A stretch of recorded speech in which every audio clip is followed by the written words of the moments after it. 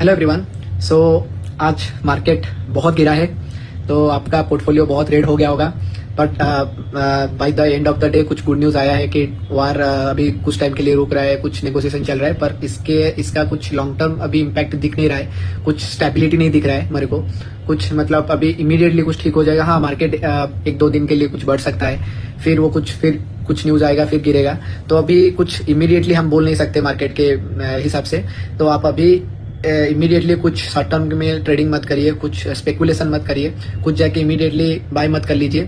तो आप कंसोलिडेट में अभी मार्केट चलेगा या मार्केट थोड़ा अभी डाउन ट्रेंड में चल रहा है, तो आप अभी जो भी आप खराब स्टॉक में घुस गए हो उससे आप निकल सकते हो। एक दो दिन में अगर कुछ मार्केट अच्छा होता है तो आपका अगर 5-4-5% बढ़ता है तो आप उससे निकल सकते हो।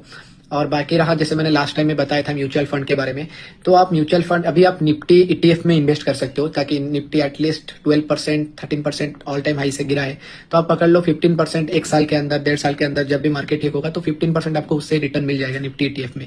तो आपको अभी म्यूचुअल फंड सबसे बेस्ट है, आप इंडेक्स फंड में लगा दीजिए। बाकी कुछ स्टॉक स्पेसिफिक एक्टिव फंड में लगाने का कोई अभी जरूरी नहीं है, क्योंकि मार्केट ऑलरेडी डाउन ट्रेंड में चला है। आप बैंक रिलेटेड कुछ इन्वेस्ट कर सकते हैं, bank related, bank ETF, bank Nifty ETF और बैंक रिलेटेड कुछ डायरेक्ट जो भी होता है, डायरेक्ट म्यूचुअल फंड। आपको एक चीज बताना था, म्यूचुअल फंड दो तरीके से होता है, डायरेक्ट इनडायरेक्ट। तो डायरेक्ट मतलब जो कि आपका डायरेक्ट निफ्टी कुछ इंडेक्स फंड में लगाते हो, डायरेक्ट होता है। अगर आप स्टॉक स्पेसिफिक कुछ लगाते हो तो वो इनडायरेक्ट होता है। इनडायरेक्ट में आपका चार्ज थोड़ा ज्यादा रहता है। तो आप अगर कुछ भी आपको अभी समझ में नहीं आ रहा है तो कोई डायरेक्ट ईटीएफ में इन्वेस्ट कर लीजिए, वो आपके लिए सही रहेगा, नया पैसा जो आ रहा है। और पुराना आप अगर कुछ गलत में फंस चुके हो तो उसको आप अभी निकाल सकते हो या उससे आप बाहर आ सकते हो।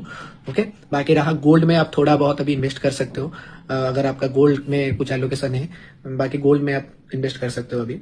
तो अभी देखते हैं आगे क्या होता है, उस हिसाब से आई विल अपडेट यू। और आपका कौन सा रिलेटेड टॉपिक्स में आप जानना चाहते हो और मैं कवर करूँ तो आप मुझे कमेंट में बताना। तो थैंक यू।